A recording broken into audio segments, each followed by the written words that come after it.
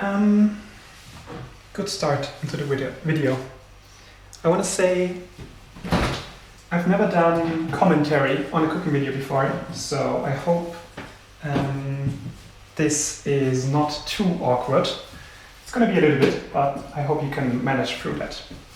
I want to do a recipe collection today because a lot of people were asking for how the vegan doner was done, and I have to split this into a few parts because first of all, some parts need to be done before some other parts, and second of all, it's going to be just a too long video if I do everything at once. So for this video specifically, we're going to do the seitan, and I hope you enjoy. The first thing that we need is broth. I already have some vegetable stock here that is infused with some dried mushrooms and also soy sauce. That's the reason why it's so dark.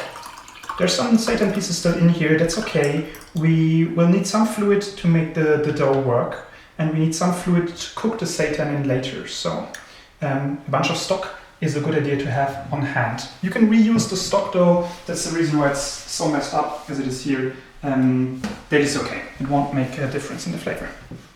Actually, it might actually improve the flavor because, as you will see, we use some dried mushroom in the seitan dough as well. So we're going to boost up the umami a bunch more, doing this a few times in a row. You also need one mixing bowl because, I mean, if you make a dough, then you need some place to put all of your stuff. And also necessary, of course necessary for this recipe, is the flour itself. We use not washed flour method, but vital gluten method, which means that we need vital gluten flour. I have some here that I buy from hobbybäcker.de. Those are sellers that actually have very good, very good customer service. They always ask so nicely if everything went well, and they're very cheap, very fast. I'm also using yeast. Well, I would have used yeast, but this one actually went off. Yeast is a very good flavor additive and also changes the texture somewhat of the seitan, but it's not so important, so we're going to skip it for this time. The way that the recipe is done is pretty simple. You just add as much gluten flour as you want to seitan to be in the end. It's going to swell somewhat, so be careful, not do too much. And into the bowl. And then you fill it up with enough broth exactly so it comes together into a dough. As you can see, this is my initial estimate about how much we should need. And then you just start kneading it. Kneading the dough is actually very essential. It needs to happen in a few parts because we're going to autolyze the dough also somewhat in the middle. Right now there's no flavorings at all. We're going to come to that as soon as the initial dough is formed. The time that I did like seitan for my birthday, I used dry mushroom and mint as a flavor combination. I think I'm going to stick to that because this was very nice, I think. Adds a very nice earthy flavor to the entire thing, kind of mimics how lamb tastes, if you know that flavor. But you can go crazy, right? Put some spice into it, put some other flavors that you like. I think this is like the great thing about vegan meat substitutes is because we can just figure out what we like in our protein, right? We don't need to stick to classical meat flavors. This is a little too little water, as you can see. Although it's already quite stringy, I'm going to add some more.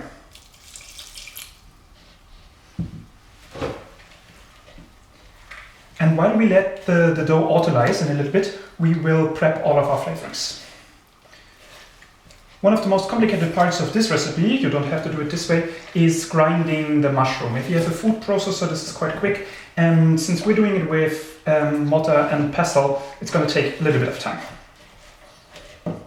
This is the dough ball, the initial dough ball formed. I'm not going to need it much more than this because, as I said, I want to let it autolyze for a little bit. if the autolyzation is done, then we definitely need to go back in here, because the more you knead the dough, the better the texture is going to come out in the end.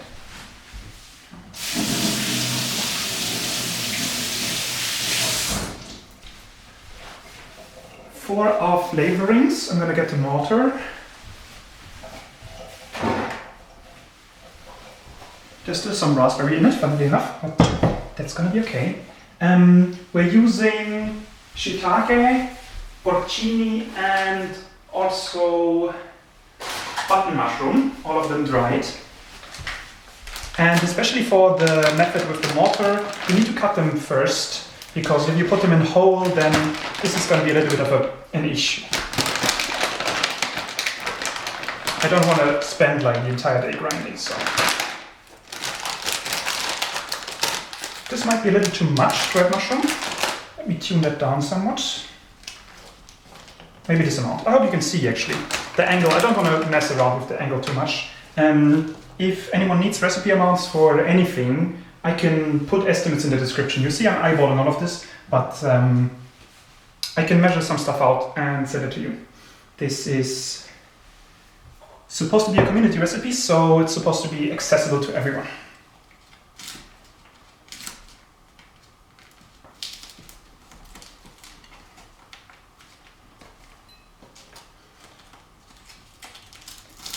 One of the things that's helpful for the dried mushrooms especially is putting salt into the mortar to grind it down further. Since our broth already has so much soy sauce in it, I'm not going to do that because it's going to over-salt the seitan in the end.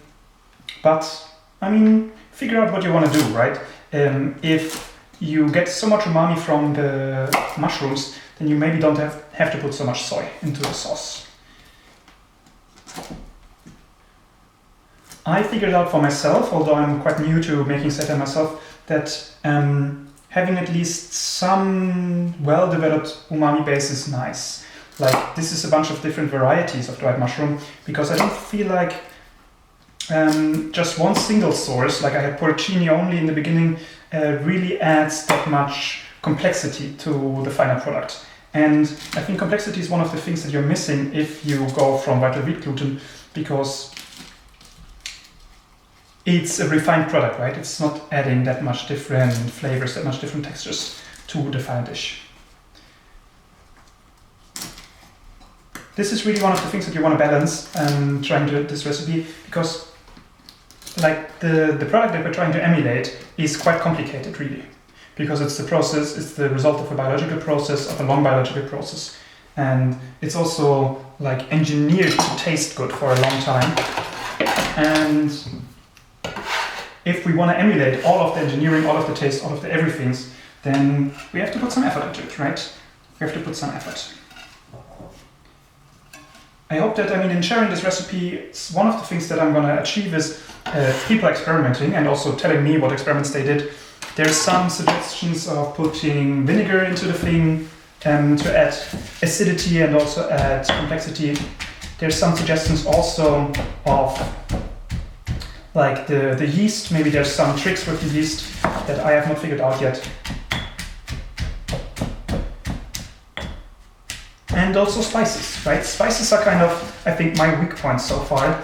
I know that classically people do paprika and tomato paste as flavorings, especially in the broth, but also in the dough itself.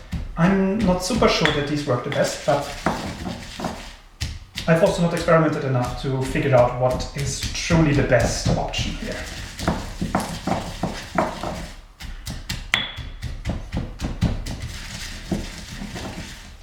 For grinding down the mushrooms, as I said, having a food processor quickens this up quite a bit, because this is really a task that's made for blades rather than like heavy stone, and you don't really benefit from heavy stone like you would do with a pesto, because you don't have to grind down plant cells.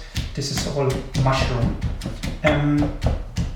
But the good thing about the food processor, the good thing about the mortar is that it's quite cheap in comparison to a food processor. So if you decide to emulate this recipe but you don't have a food processor at home, think about maybe getting a mortar instead, because it's not going to cost you so much and it's helpful for so many different tasks around the house. So this is one of my suggestions.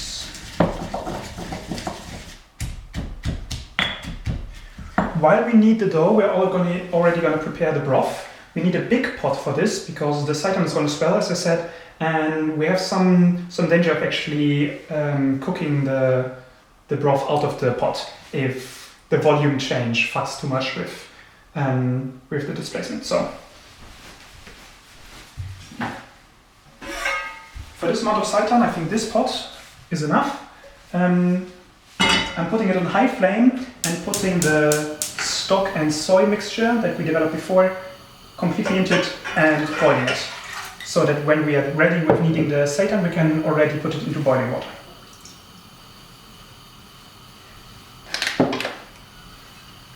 One of the things that you can add at this point is some source of fat.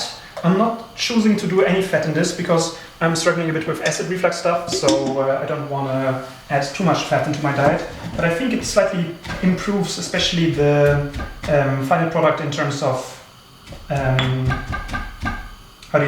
terms of frying it. Because if there's already some fat in it, you don't have to put so much oil, and it's not swimming in oil, which is one of the problems that you have making this in a frying pan. Okay. You can see already, this is what autolyzing does, right? The dough is already quite stiff, just having it left around for a while. I'm gonna put the mushrooms onto the dough. Some is gonna fall off to the side, that is okay. We're gonna knead all of this in a second. And now, with the kneading, I'm not super sure if we're supposed to be very angry at the dough or very soft. Maybe something in the middle is good. If you have some experience in bread making, you know probably what the correct amount of kneading is. Although, of course, this is pure gluten and instead of gluten mixed with starch, so maybe it's a little less stable than the starchy versions. What we want in the end is a dough construct in which the most important thing is that you can stretch it. Stretching will allow us to braid first and then knot the dough later. And braiding and knotting the dough makes sure that it doesn't expand too much while it's in the cooking liquid. So this is what we're attempting this time. We're losing quite a bit of mushroom on the side. You can see how much mushroom is in the dough. You can see how much mushroom is left on the side. Since I'm eyeballing everything here, probably the ingredient amounts are not super correct. But experiment with this yourself. Figure out also if you even like the dried mushroom. I think it adds a cool touch of flavor into the thing, but it also undoubtedly makes the process harder. The last time that we were really, really short on time, we just made seitan with only like no flavorings at all, just the yeast and the broth. And that actually came out also nice, so you can save up a bit of effort by doing it this way.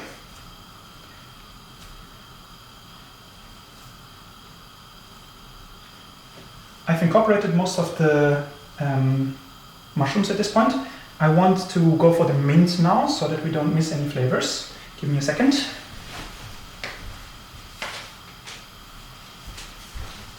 I'm using dried mint because this is what I have. Probably fresh mint pesto is even better than this, but I mean, this is supposed to be an accessible recipe, right? So use what you have. Use what you have.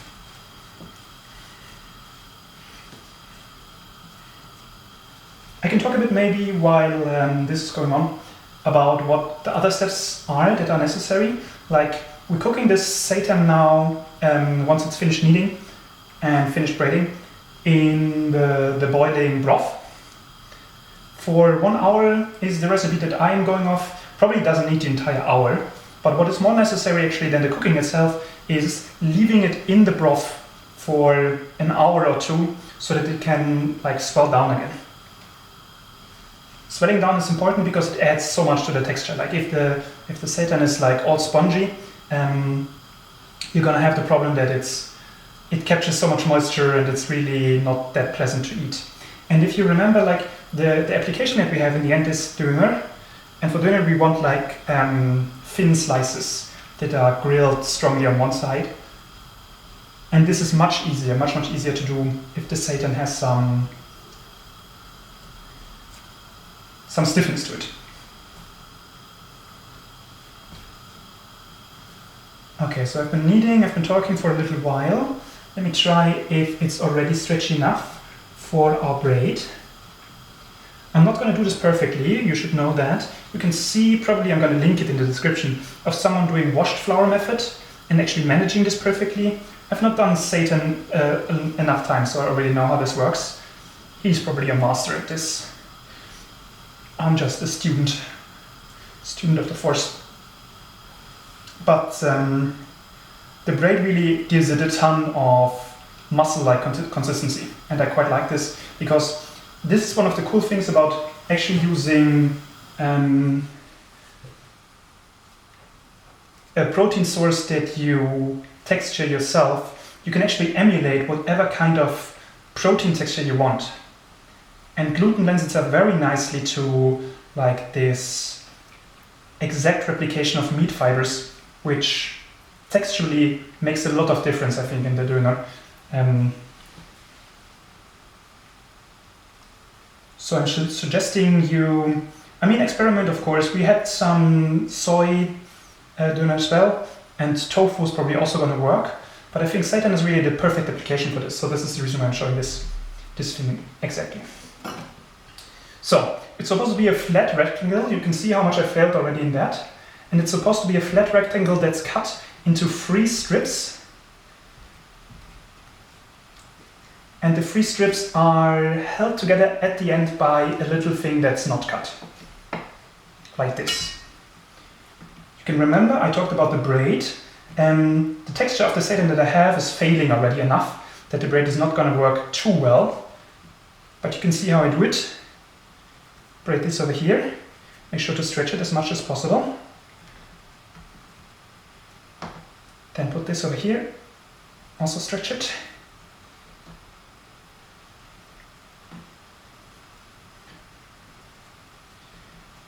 And just do this the entire way until you're at the end. We're close to the end here. At the end we're supposed to tuck it. This is something that I'm very bad at actually. I'm going to see how it works this time. Like this is the braid. And then we're tucking it in here maybe. Oh.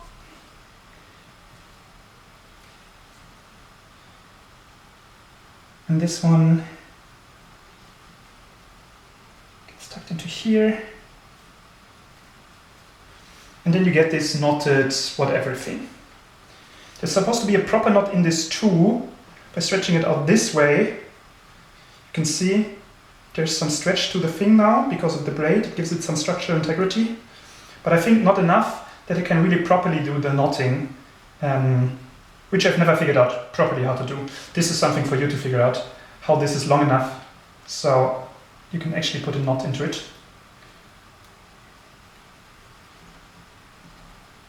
But we're trying nonetheless. This is very stretchy actually, so you can give it some tear.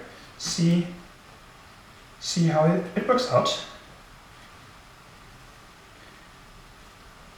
And then you have this, it's braided first, then it's knotted, and then it goes into our already simmering broth.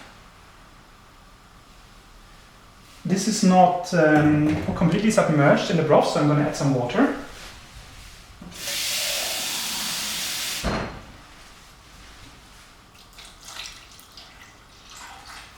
But it also doesn't need to be submerged completely because if you remember, after the Seitan swells a bit, it's going to be not under the water anyway, right? So don't stress out too much about this being completely submerged. It's going to cook because of the steam, and it's going to be flavored the entire way because we're going to turn it before letting it rest. So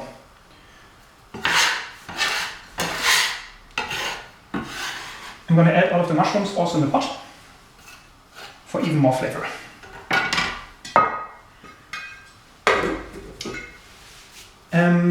I'm not going to show you the finished product because maybe you've already seen it. Maybe I'm going to post some pictures. This is basically the Seitan done. Remember, cook this for up to an hour, then leave it to rest for at least 2 hours, and then you can take it out and use for any application. Storing it is good for, I think, up to 2 weeks if you leave it in the broth. If you take it out of the broth, maybe the mold has some easier time getting to it. But I mean, in my experience, it's going to be gone in 2 days anyway. So I wish you good luck.